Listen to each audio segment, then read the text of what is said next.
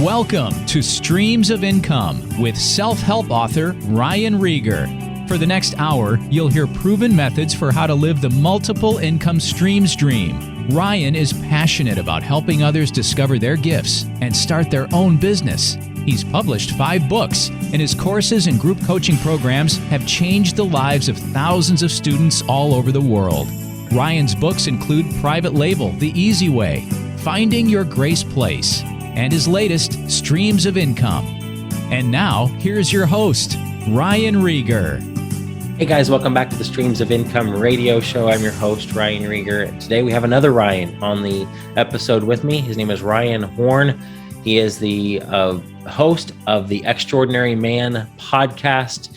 And he's just a man after my own heart, man. I've only met him, not even met him in person. We've only talked a few times over Zoom. And I just love this guy. I love everything he's doing. His story is awesome. He's younger than me. He and his wife, Brittany, they both are entrepreneurs. And so I was asking him questions for myself, like learning, like how does he do what he does in his business? When he goes away on sabbatical and spends some time working on his business, what does he do? Because I literally want to know. That's what I love about these episodes is I get to interview some really, really cool people and hear how they're exploding their businesses. And I take that and apply it to my own business, which is awesome. So I know you're going to love this because he goes over his 5-point breakthrough system for business owners. And he spends a long time going over each of these points. I learned a ton. I took a ton of notes on this episode because there's just so much gold here. It's hard for me to set this up even more than other than just to say incredible. One thing that I wrote down is the only way to fail is to quit. We talked about the things in our businesses that didn't go right. He has some awesome stories of the things he's tried in his business that didn't work well before he found out what did. And so if you're struggling in your business and you feel like, man, it just seems like nothing's working, well, maybe you're not doing the right thing. Maybe you just need to find what that thing is for you. But do not quit. Do not quit. That's the only way to fail. There's so much gold in this episode with Ryan. Let me stop talking and bring it to you. Here it is. Awesome. Ryan, welcome to Streams of Income Radio, man. Thank you so much for being on with me. Absolutely. Well, it is a pleasure and an honor to be here with you, Ryan. So I feel like I already know you so well. We haven't even met in person yet. You are a friend of a friend. Dana Derricks mentioned my name, and who I've only known him for just a couple of months now. So. And you got to interview him on your Extraordinary Man podcast. Yeah, absolutely. I love, that's why I love asking for referrals because I get to meet amazing people like you. And, I feel the same way. I feel like, we've known each other for quite a while, even though we've only talked a few times. So, right. Well, you're a brother in the Lord and doing entrepreneurial stuff. I love talking to guys who are, in business, love the Lord and trying to merge those things together because it's not separate, is it? No, not at all. I love that as well. And I think for a long time for me, it was very separate. You have your church and your this stuff over here in this box. And, you go to church on Sunday and this and that. And then you have your business and the rest of your life over here. But the last 5 years or so for me, it's all together. There is no separation for sure. Right. Absolutely. Well, I love, as I told you before we hit record, I love hearing people's stories. And so I just want to hear your story, your entrepreneurial story, because it seems that everybody starts at a different way, different path. You're doing something different than I'm doing, but we're all doing really cool things. And so, when did you start being an entrepreneur? Yeah. So I think I told you this story a couple of weeks ago, but I'll mention it here because this is kind of my first entrepreneurial venture was when I was, somewhere between like 5th and 6th or maybe 6th and 7th grade. So I'm like 11 or 12 years old, something like that. And the previous summer, our Sunday school went around selling these calendars to raise money. And my mom was like in charge of the Sunday school. So after we did that, we kept getting these fundraising magazines. And so it's the next summer, I'm just laying around and picked up this magazine and I'm flipping through it. And it's like, sell, 30 calendars, make $200 profit and like all these other things. And I'm like, what? Like I can just go sell the same calendars we sold last year. Right. And I should mention too, that I'm from a very small town in northern Minnesota. And when I say very small, like 300 people. So we knew everybody. Oh my gosh. Yes. And we went to the bank and the grocery store, the one grocery store in town to sell it and all these places. And so I convinced my mom to order these calendars. And Okay. they come, and I literally go to all the same people, like all of our neighbors. I go to the bank, I go to the grocery store, selling them. Right. And literally, like every single person was like, "Oh, are you doing this for your Sunday school again?" And I was like, "Nope, I'm doing this for me." And like the look of like some of the people, how shocked they were, like, Mm-hmm. what? Like, didn't get it. So I've always been entrepreneurial. Yeah. Nobody in my family is. So I guess I stand out in that way. But Yeah. yeah, I've always been entrepreneurial. Uh-huh. That was kind of the first venture into it, but I was always just thinking in terms of how could I make money off this, or what could I do here, or Yeah. how could I do this differently. So Yeah. that's kind of like my first entrepreneurial story, I guess. Yeah, before we get into further, because I love these interviews because it sparks a question that I have, and all kinds of different, who knows what direction we'll end up today. But your story is familiar with mine as far as my family. My dad was not entrepreneurial. I mean, he worked a regular job, 30 plus years at General Motors. My mom was a teacher, and then my brother's not entrepreneurial. So, what do you think? Was there a time when you're like, or anybody ever tried to say, hey, we don't do that. We don't step out like that. Be like us. Any of those limiting things that you had to, and maybe not from your immediate family, but even coming from a small town, like nobody does that here. You're supposed to go get this job. You're supposed to work at this grocery store and be like everybody else. Did you have to overcome any of those types of things? That's a really good question. For the most part, I would have to say no. My immediate family overall have been very supportive. That's awesome. Grateful for that, for sure. It could be the complete opposite. I've talked to people, they're like, yeah, like, maybe not their mom and dad. Mom and dad are usually pretty supportive, Right. Other than they say, no, you need to follow this path and, be realistic about it. Entrepreneurs, that sounds like a little bit too scary. Right. Yeah. So, yeah, I mean, I think, immediate family, mostly supportive. Good. I think some people kind of like, what are you doing, or why are you doing this, or whatever. But to be honest, I kind of just didn't really pay attention to them. I mean, I think God put that in me for a reason, and it's just been, this is the way I'm built. This is how I think. Mm-hmm. This is what I do, and I don't have to be like everybody else. So. Yeah, that's good.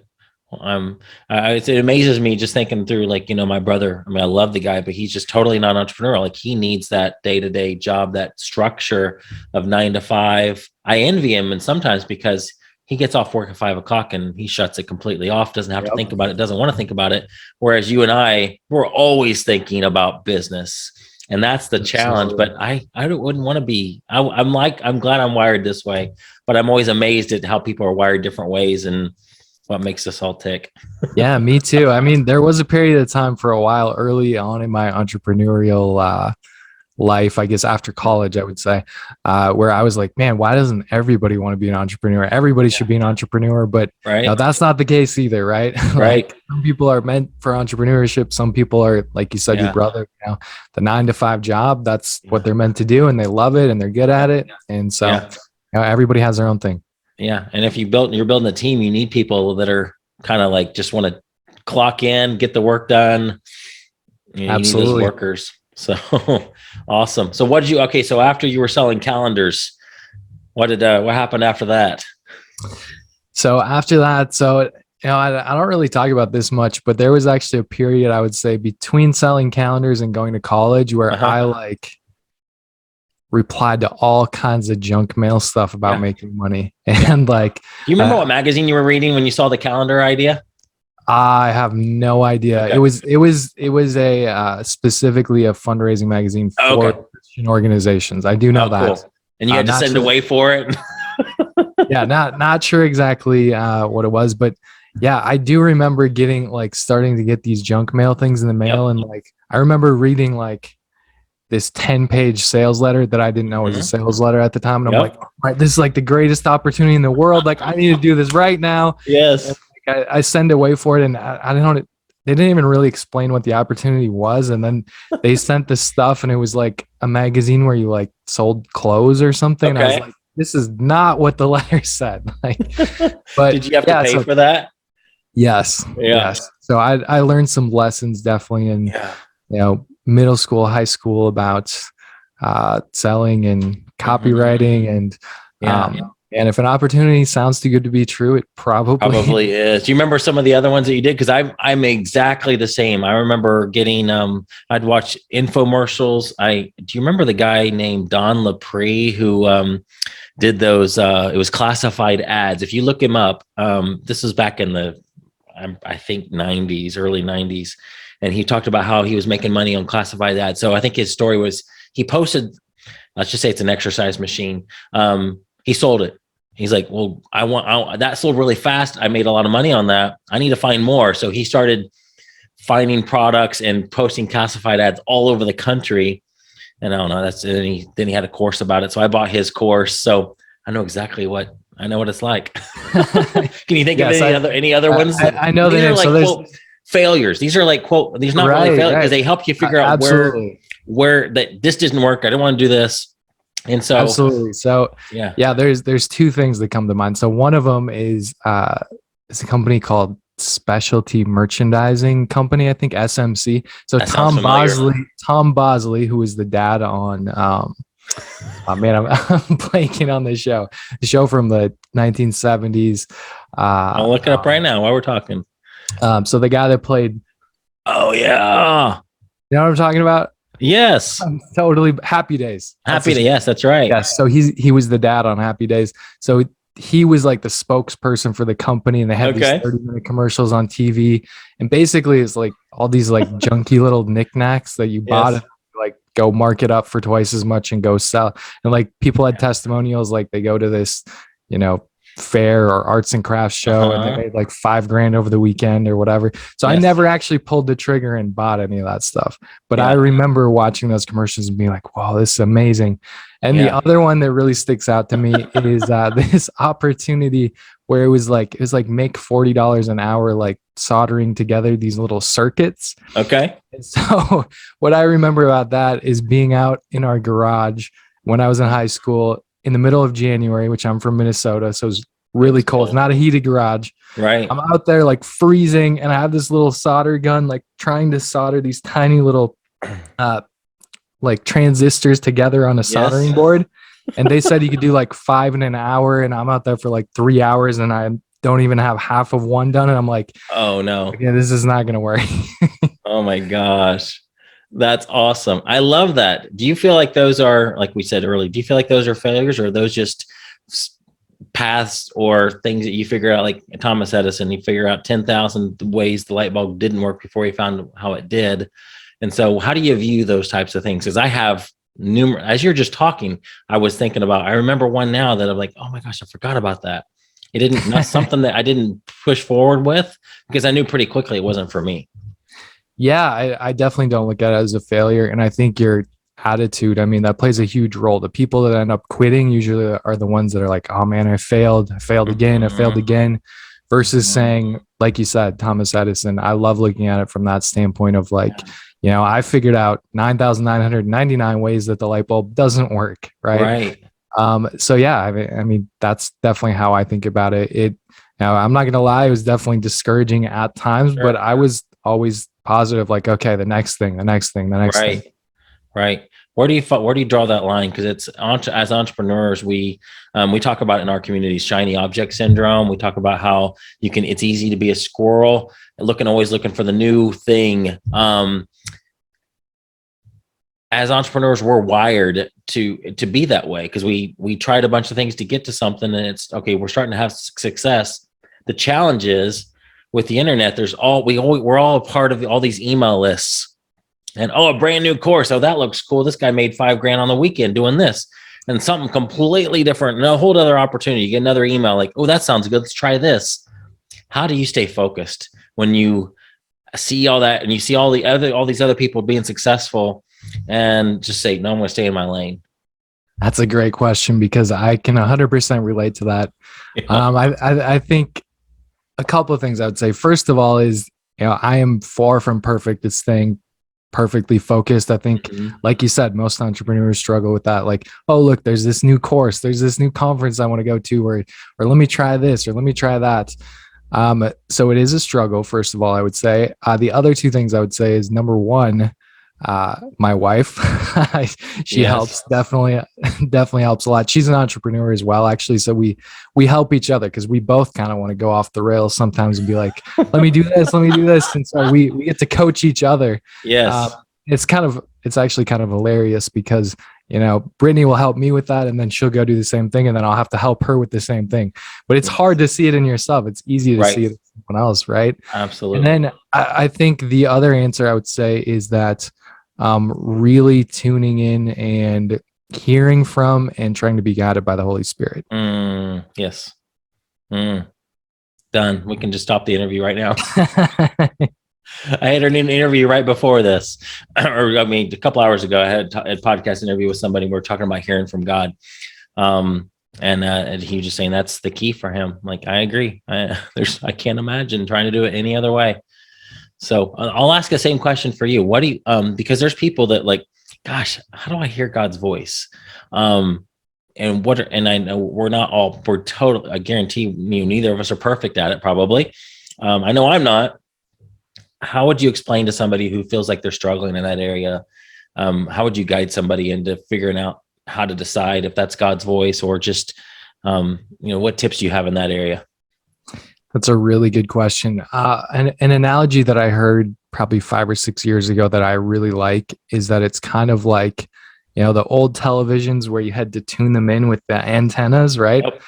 Like, so you got to tune into God's voice. And the way that you can do that, there's multiple ways, obviously, but I think one of the biggest ones for me is being in the Word daily and doing it not just from a place of like, okay, I'm going to check the box. Like I read a chapter today or whatever, which I've definitely had times where that's the case, but really being intentional about seeking God and also asking for wisdom, and then also asking for the Holy Spirit to speak to you. Yes. So I think, there's lots of other ways as well, but those would be the biggest ones I would say for me.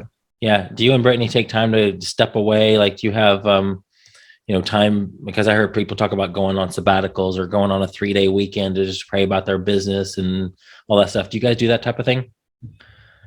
Yeah. So we don't necessarily go away for 3 days, just to pray and things like that. Yeah. But we do actually, just a couple of weeks ago, we went away for a 3-day weekend to work on our businesses together and just to get away.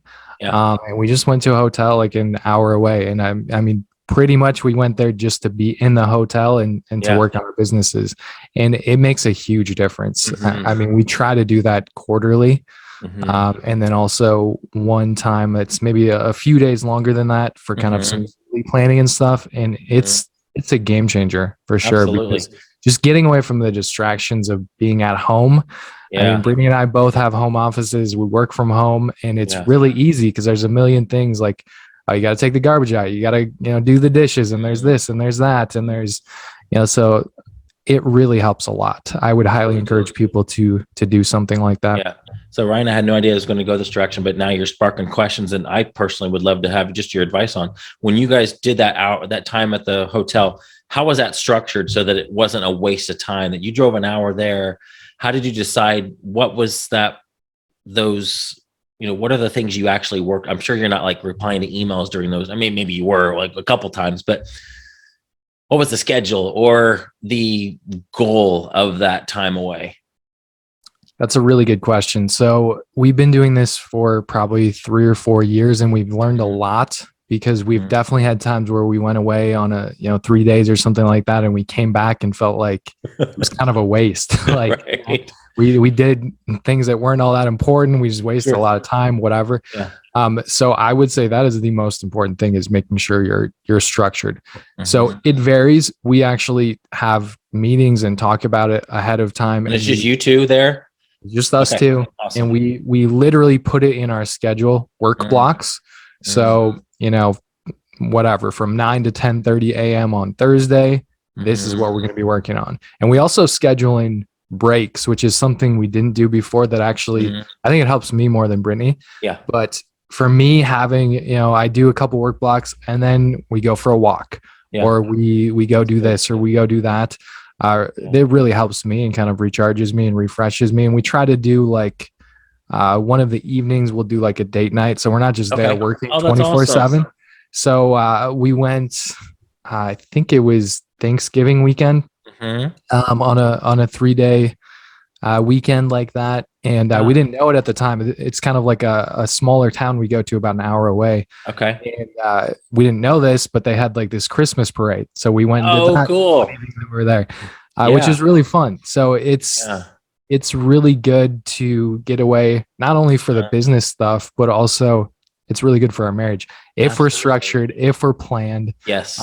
But yes, coming up with kind of, we usually come up with kind of like what are our top outcomes for the trip. Like when we come home, we want to have either completed this or made massive progress on, this, and this. Is it more of a, and it could probably be whatever you want it to be. Like if you were building websites for people, you might go and like knock out, a whole website during that time, because you're able to be focused. But for your guys' time, was it more planning, or was it more working on a certain project, or was it more about thinking, just getting a way to think about your business? Yeah, it's a good question. A little bit of all of the above. Okay. So, one of the recent ones that we went on, Brittany and I were both redoing our websites. So that was like one of the big things, like what testimonials are we going to put on? What's the structure going to be? What's the headline going to be here? What are we going to do on this page? Nice. So that was one of the big things. But yeah, again, it kind of varies depending on, where you're at in your business and just what we have going on in our businesses at the time, I guess. Yeah, I need to do more of that. Just getting away, or I have he'll be 5 in April, so you can imagine the distractions that creates. So, my son around. Okay, cool. Well, I could chat with you about all that all day long. I want to hear more about your journey. So you were selling calendars, and then you got into you said high school area. You're setting a way for all these different new business opportunities. What's next after all that? After you decided not to do circuit boards. Yeah. So, I got good grades in high school, and a lot of my teachers and people pointed me towards college, which, that's just kind of, people think, oh, that's the next step, right? Especially if you get good grades and whatever. Yeah. So I ended up going to college, had no clue what I wanted to do originally. And, took a computer engineering class my freshman year and hated it. I was like, there's no way this is going to happen. And eventually kind of put together things that I loved. I loved sports in high school, loved working out. So I majored in exercise science. Goal was to become a strength and conditioning coach at a college.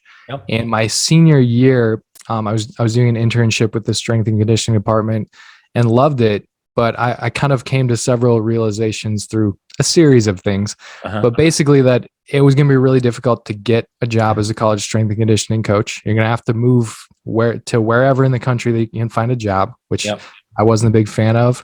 You quote unquote needed a master's degree, which I also was not a fan of going back to school for 2 more years. And I also read an amazing book called The Education of Millionaires, which is still one of my favorite books. It's all about entrepreneurship and that you don't necessarily need a college education to go out and start a business and stuff like that. The guy interviewed a bunch of millionaires and billionaires. Great book.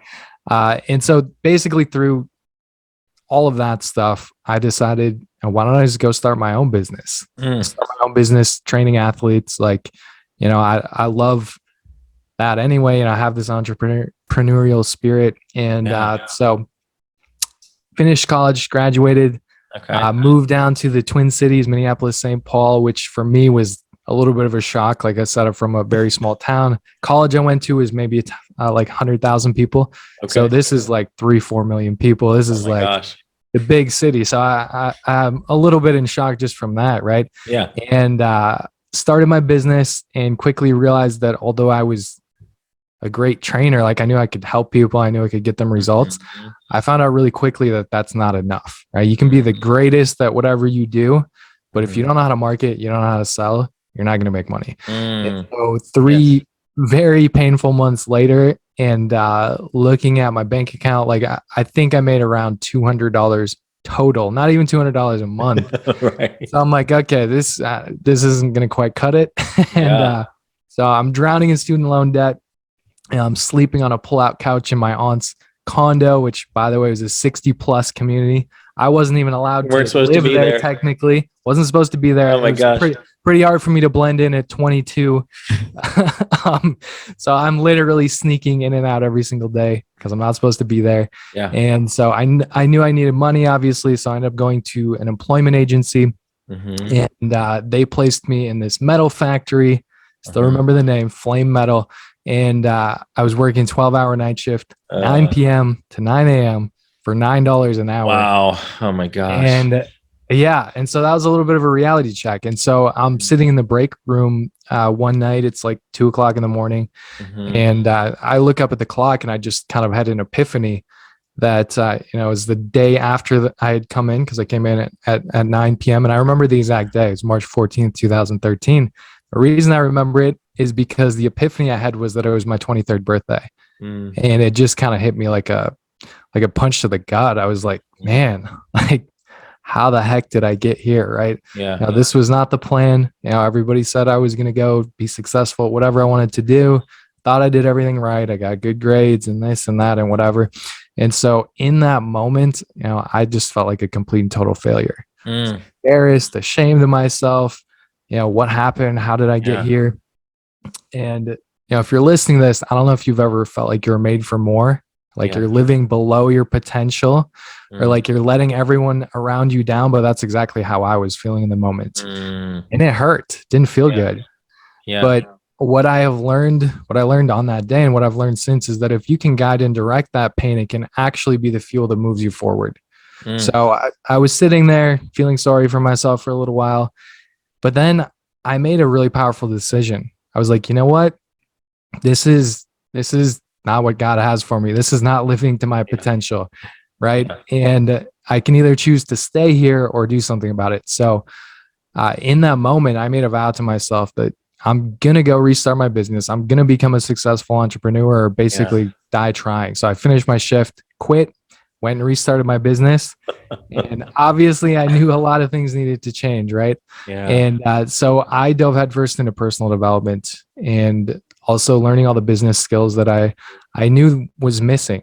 Right. And so one of the first things I did was I invested in this 30-hour Tony Robbins audio program. And I just listened to that thing literally on repeat. Wow. I don't even know how many times I've listened to it. I could probably still now just tell you all 30 hours in a row. But it started changing my thinking and changing my mindset. Oh my gosh. And started getting up at 4:00 in the morning, found an accountability group, and then went and also, like I said, started seeking out, how do I actually sell to people? How do I actually market to people? And found an amazing guy, Bedros Keuilian, in the fitness industry, who became a big mentor for me. Ended up investing in some of his programs. And so slowly, I'd love to say it was just like overnight that I'm making 10 grand a month, but it was still a pretty long, slow, painful process. But you weren't at the metal factory anymore. I wasn't at the metal factory anymore, and I was committed. Yes. And then I would say the other really big shift for me was about a year later. Things were okay. I had my own apartment by that time. I wasn't drowning in debt and that kind of thing, but I've kind of felt like I'd hit a plateau. I was kind of in a place where things were okay, but I was settling and I didn't really know what to do. So I ended up hiring my first coach then. And that was a total game changer, not only for my business, which doubled the next year, but for my entire life. And it was amazing, even from the standpoint of, I think about 6 months into me coaching with this guy, I met Brittany, who's now my wife. But and we don't have time to go into this story today, but this is a whole story too. She did not want to be with me, and I could have easily quit and walked away and been like, you know what, she doesn't want to be with me. But we've been married 5 years now, and my coach helped me tremendously. Literally, I remember we had a coaching call the day after my first date with Brittany, and I still remember some of the things he told me and how he challenged me on that call. So coaching for me has been a total game changer. And, I had the personal training business for 6 years. It was great. I loved it. I honestly thought I would be in the fitness industry probably forever. And slowly and starting with me hiring the coach, I kind of felt like God was pushing me more to coaching. And so I started dipping my toe in a little bit more on coaching and coaching some people for free and seeing what it was like. And eventually that led to me starting my current business. Oh my gosh. And, where I coach men and I help them grow their business and really become the extraordinary man God called them to be in every area of their life. So, oh my gosh. Yeah. So much to unpack there. That's incredible. I want to hear your story about Brittany, but we'll save that for another time because it sounds like it's similar to mine. Wow. Okay. When you were making $9 an hour at the metal factory, did anybody ever say, okay, now I know your people around you were supportive. Did you have anybody that now was like, yeah, the good decision, you decided to do the responsible thing, or was everybody around you thinking, gosh, you're made for more? Do you remember what friends and family were saying to you at that point? Yeah, that's a really good question. So really the only person that really knew how much I was struggling and exactly what was going on, I would say probably was my aunt at the time, because I was living with her. You were living there. My family, all my family is, 5 hours away. And obviously they kind of knew what I told them on the phone, right? Which was definitely not everything. Sure. But they were still very encouraging and, believed in me and that type of thing. And I think my aunt, she kind of saw that, like, whenever I wasn't at the metal factory, I was basically working 24/7 on how can I get my business restarted. Yeah. And so she really saw that. And I think that's awesome. Never was like, oh yeah, you should just stay at the metal factory forever. Maybe you can make $20 an hour one day. Right. So yeah, honestly. And the other thing I would say too, which I wouldn't recommend, was, I moved to this new place. I didn't have any friends. And so, I mean, really my aunt was pretty much it. Like I didn't have any friends. I didn't have any family around me, which, I mean, I think were pros and cons at the time. But let me ask you that. Okay. So you were fortunate that you were only 23 and you realized then that wasn't where you're supposed to be. Cause there's a lot of guys that are my age. I'm a lot older than you. I don't know how much, a lot, but a decent amount, I think, that are my age that are realizing that they're looking at up at the clock and in the break room, and they have a family at home. And they know they don't want to be there. And it's a soul sucking job, but that's paying the bills for them. How would you talk to that person? So let's say that's you right now. You're at the metal factory. You and Brittany are together. You have a wife to support. Let's say she doesn't have her own business and you guys are relying on that income. What would you do because you kind of you had a place to stay. And so it was like, if your business completely didn't work, you could go back to this metal factory. You had to fall back there. So, but what if you were older and married and facing that situation? Because there are people right now listening that are facing that situation. They desperately want to be out of that metal factory that they're working in, but it's paying the bills. Yeah, that's a really good question. And it's obviously different. And, Brittany and I don't even have kids yet either. So that brings a whole nother, thing into the equation. And it is definitely different. I wouldn't say, oh, you should just do exactly what I did. Just say, I'm quitting. Go quit your job. Ryan said to go quit my job. So I'm out of here. Right. some people will say that. They will say you should just go quit your job, jump out of the airplane and build the parachute on the way down, which, I mean, there's some truth to that. But if you're in that position, I definitely would not recommend you do that. But what I would recommend is that you start doing something, right? Start setting aside a little bit of time every day.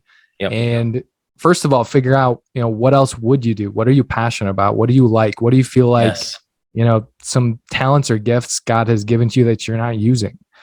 Like I said, for me, even, and your mindset, I think, is hugely important in this. We've talked about this a little bit already, because, you can look at it multiple different ways. If you just look at it as, okay, I'm however old I am now, I'm middle-aged, I've got a wife and kids, and I haven't been doing what I've been called to do, and I'm stuck in this place that I don't like.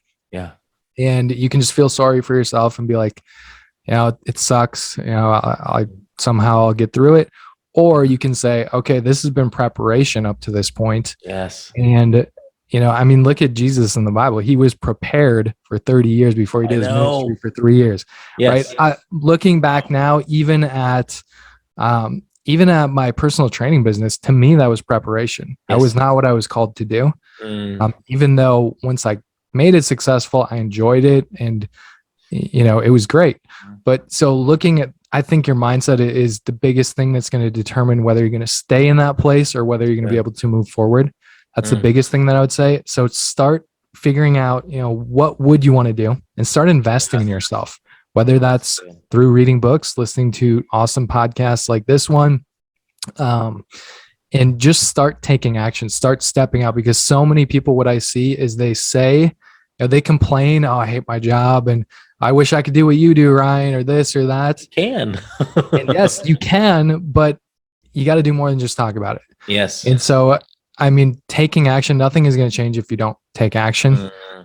For me, I use a 5-step, I call it my 5-step business breakthrough framework. That's basically the framework that I use to coach people through. But really, it's a 5-step framework to break through in any area of your life. So if you're in this place, you can use this 5-step framework too. You want to go over that real quick, or is that give away everything? So, go for it. No, I think people are going to be listening. Okay, what's those 5 steps? I need them. Yeah. So let me give you some practical stuff.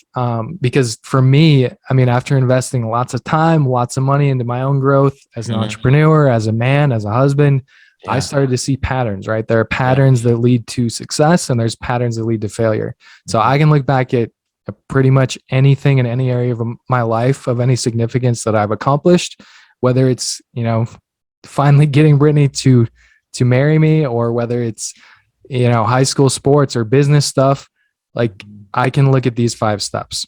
So I'll just say the 5 steps, then I'll go in a little bit more detail, and feel free to jump in or ask follow-up questions. So the 5 steps are clarity, commitment, coaching, courageous action, and course correction. So step number 1, clarity, right? You got to know what you want. So if you're in this place where you don't like your job, okay, you know what you don't want, but you got to figure out what you do want. That's step number 1, right? And so figuring out what you want, and there's lots of different tools that I use and things. When you're setting goals, I'll just mention this too, because I think that's important. Using the acronym SMART, which stands for specific, measurable. Some people say something different with A. For me, I say aligned with your values, because if you don't know what your top 5 values are, then it's really hard to know if your goals are aligned with them. And I see that a lot of times too. People will have goals that are in conflict with their values. They take 3 steps forward, 2 steps back, and they wonder why. And then R is realistic and T is time-based.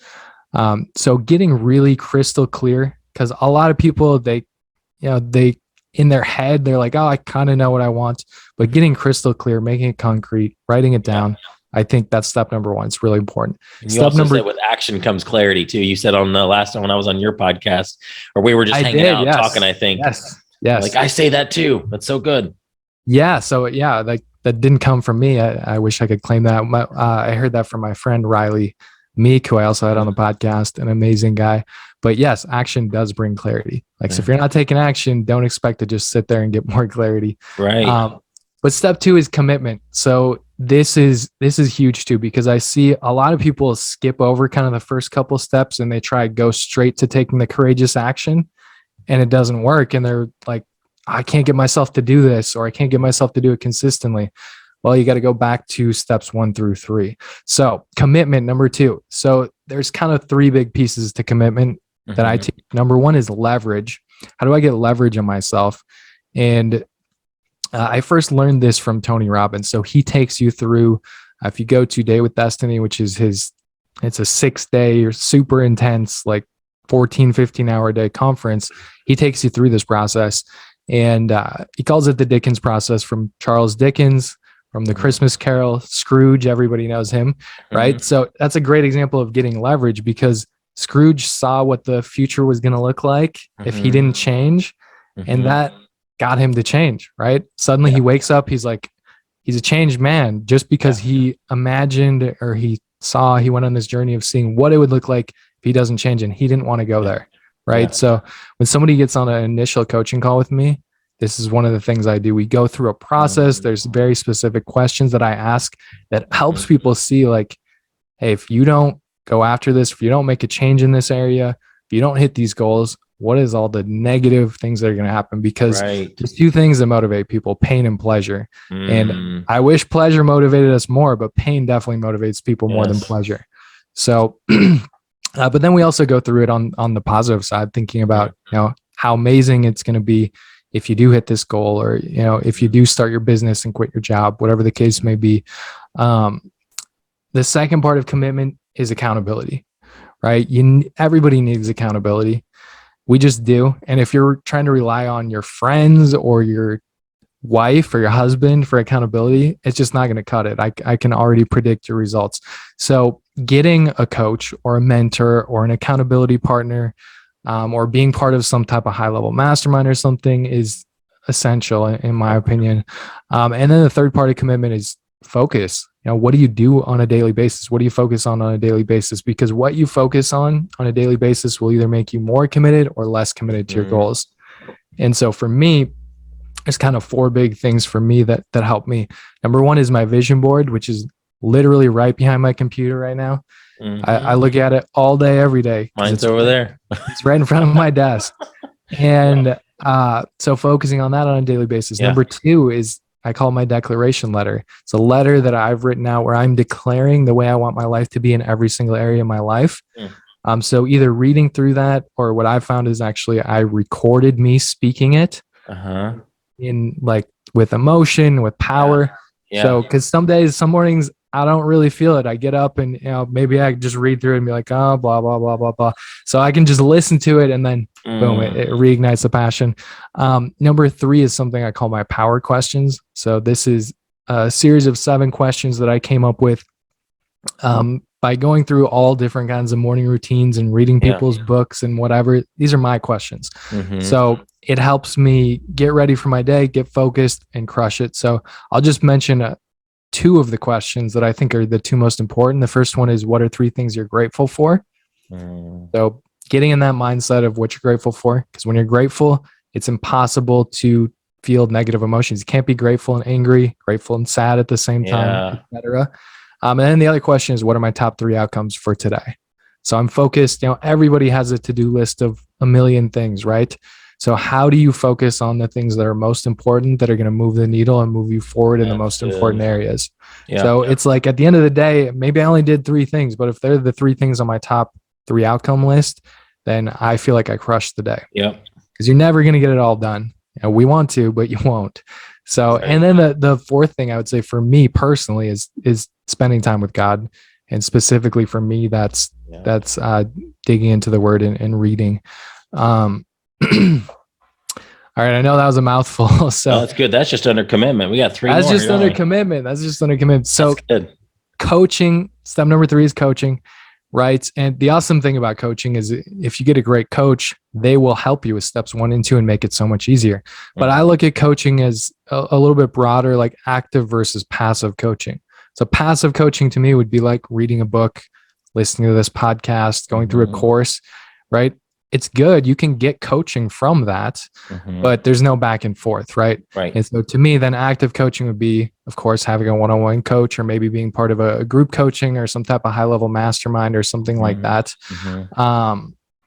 Because what I have found is you're never going to reach your potential on your own. And there's a quote that I love about coaching from Tom Landry that I'm going to read. Go for it. So it says, a coach is someone who tells you what you don't want to hear, who has you see what you don't want to see, so you can be who you have always known you could be. Wow. And to me, that's what coaching is. And also I look at coaching as 2 more things I'll say on that. Number 1 is that the bigger your goal, the higher level of coaching you need. So if you're like, Ryan, I want to build a 7-figure business, and your coaching plan is, I'm going to read this book, that's a great start, but it's not going to happen. Right. So, I'm sure you've seen this too, but the guests that I have on my shows, especially the ones that are the most successful, they're the ones that have the most coaching. They're in these 3 high-level masterminds, plus they have a one-on-one coach. And maybe they have they have multiple coaches for multiple areas of their life, right? So for me, coaching it's all about speed. It's like, do you want the shortcut? Do you want this to take you 10 years, or maybe you never get there? It's really, really tough. Or do you want it to take you 6 months and you take the easy road? That's good. So that's coaching. Step 4 is courageous action. So like I said, most people, they kind of, steps 1 through 3, they kind of ignore, to be honest, and they just try to take the courageous action, which in the case of what you're saying is, quitting my job, right? Well, if you're just trying to jump to step 4 of, okay, how do I quit my job? What do I do? Whatever, then it's not going to work out well for you, right? But courageous action, that's where the rubber meets the road. Like, nothing is going to change until you take action, right? But the thing is, a couple things. So first of all, if you have a big goal, you are going to be required to take courageous action at some point, most likely at a lot of points and repeatedly. So that's step number 1. You're not going to hit a big goal without doing that. So you're not going to get around it. But courage doesn't mean you're not scared. It just means that you're scared and you do it anyway. But the biggest thing, and I see this over and over again, I see it even in my own life over and over again, because it's tough. It's like, we want to just like, how do I do the action? But you got to make sure you're rock solid on steps 1 through 3. Make sure you're crystal clear on what you want. Make sure that you are really committed to getting it no matter what. And make sure you have a high enough level of coaching to actually achieve what you're going after. Because when you have those 3 dialed in, the courageous action is so much easier. Yeah. Right. So, and then the last one, step 5, course correction. This is actually the step that can be the hardest for people. And I think the reason why is because of expectations. You can do steps 1 through 4 and you're like, okay, Ryan, I got really clear. I got committed. I got coaching. I'm taking the courageous action, but it's still not working out, or I did it and I didn't get the result I wanted. And that's where people can get really discouraged and where they feel like a failure and where they just end up quitting. Right. But it's all about your expectations, because the first time you do anything, it's not going to be perfect. Right. And I love to use the analogy of a baby learning to walk, right? When a baby's trying to learn to walk, they don't just stand up for the first time and start walking around, right? They try to stand up and they fall over, and they try again and they fall over, and then over and over and over again. And eventually they take one step and then they fall. And you don't kick the baby like, hey, you're a failure. Come on. Why can't you get this? Look how easy this is. I mean, exactly. So if you think about your own kid, if you have one, what did you do? No, you encourage them. You're like, oh, you can do it. You got 1 step, you got 2 steps. And that's the reason why pretty much everybody can walk, right? Because they didn't quit. You don't just say, oh, man, you tried 20 times and my baby's just not going to be a walker. Man, this is, why did this happen to me? Right? No, you don't say that. Right. So if we just took if we take that same attitude to ourselves and our businesses, then you will succeed, because it's all about course correction. You're not going to get it right the first time. I promise you. No matter what the guru or somebody that sold you something told you, I virtually guarantee it's not going to work out the way you want the first time.